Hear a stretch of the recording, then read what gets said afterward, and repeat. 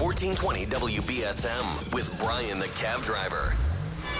Welcome back to Brian's Beat. Pat O'Connor is the proper title. Well, you just said you have a general manager. Are you the owner of the Bay Sox? It's a nonprofit. What's your proper title? I'm the president of the team, but we are a nonprofit. And yeah, my director of baseball operations is Mike Fryer, and Tammy Silvera is the general manager, and Kyle Fernandez, who's a police officer in Westport, is our manager. And he did a great job last year, and he's coming back for his second season. Kyle Fernandez. Why does that name sound familiar?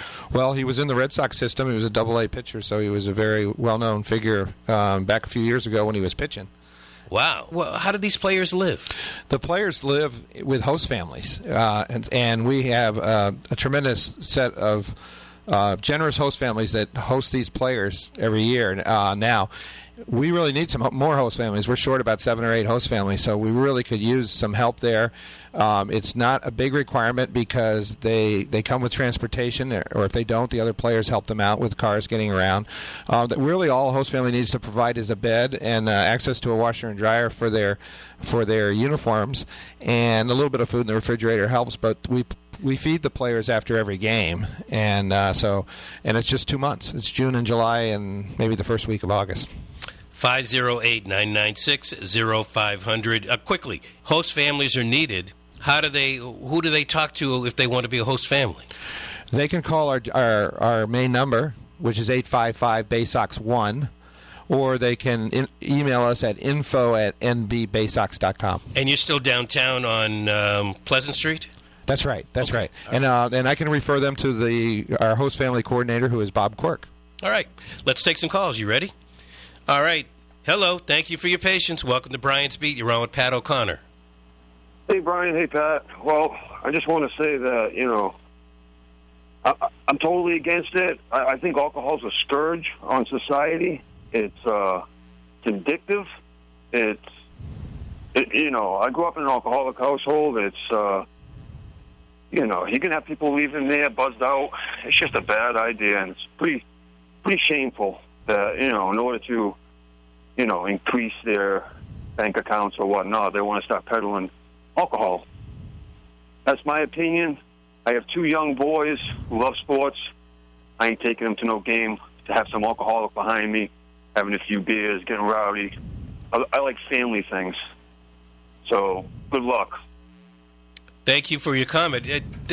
Because you serve beer, if I go to Fenway Park, if I go to McCoy Stadium, if I go to, I want to say the Fleet Center, the Garden, those are all family-friendly events if you can afford them.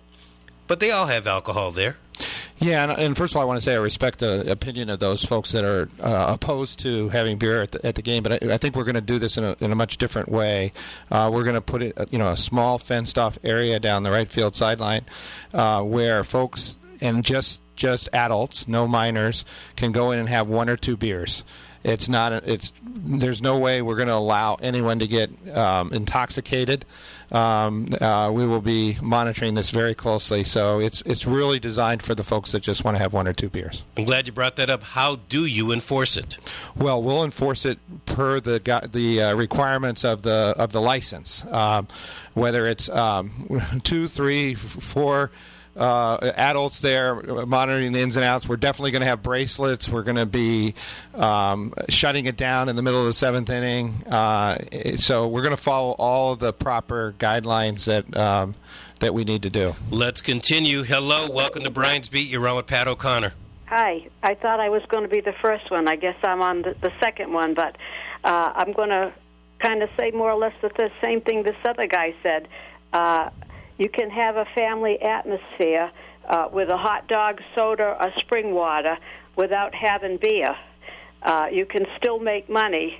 And I wouldn't bring my grandchildren there because of the fact that there is beer. And it doesn't take a lot of beer to get somebody drink. A couple of beers will make some people drunk. So that's all I have to say. I'm a complete agreement with the man that just spoke. All right, thank you. Thank you for your call. I do appreciate it. Hello. Yeah, you said Hanush Jewelers sponsored a diamond. Yeah, I need you to turn your radio off. Which Hanush Jewelers sponsored it? You should be specific because they're differently owned. Well, Hanush Jewelers is a sponsor of the Bay Sox. They're sponsoring Ladies' Night, which is the game against the Wareham Gatemen, and then they are contributing as part of their sponsorship a diamond, which we're going to raffle off throughout the season. I'm sorry, you may have said it and I missed it. Which Hanush? Hanush. Which one? Oh, they're in the Dartmouth Mall. The one in the Dartmouth Mall. Okay. Let us continue. 508-996-0500. Hello. Hello, good morning. Good morning. Yeah, I like baseball, and I like a cold beer at a baseball game. But I'll tell you what, I went years ago with my friends, my family, twice. We've never gone back since, and I'll tell you why.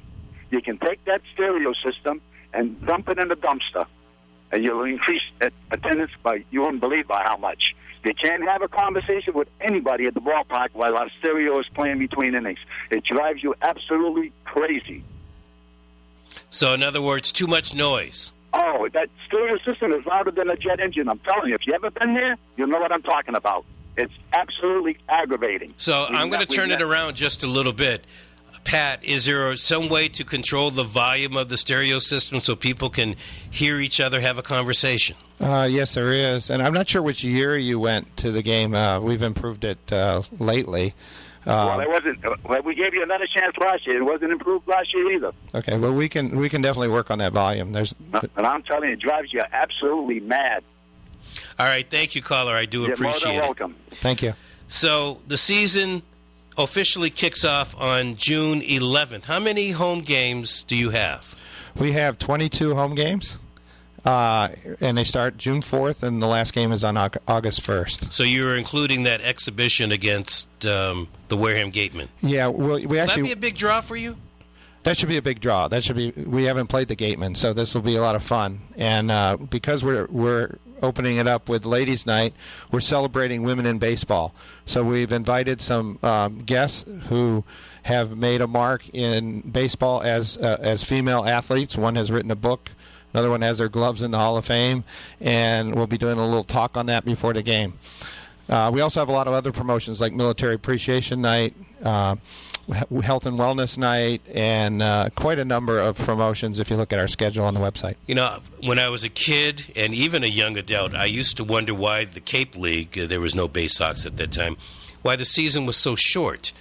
And then I realized some of these kids, especially those that are going down to Florida, college starts in mid-August. So they have to run and get home and grab whatever and get off to school. That's right. And they're playing fall ball as well, many of them. So it's a very hard schedule for them. And you know, unlike the Cape League, we travel throughout New England. So the guys, if they're not playing here, they're on the bus heading somewhere in New England to play. How many nights? I'm glad you brought that up. How many nights? I'm looking at your schedule. June 11, June 12, June 15. These are just the home games. Should I think that on the 13th and 14th they're playing in Albuquerque? Well, let's say Montpelier or Lake Winnipesaukee. Yes, they have another 22 games on the road. So we're fortunate that we have 4 teams that are fairly close. Plymouth, we have a rivalry with Plymouth. Newport, Kingston, Rhode Island, and Mystic, Connecticut are relatively close, and then the rest of the teams we play are further distance.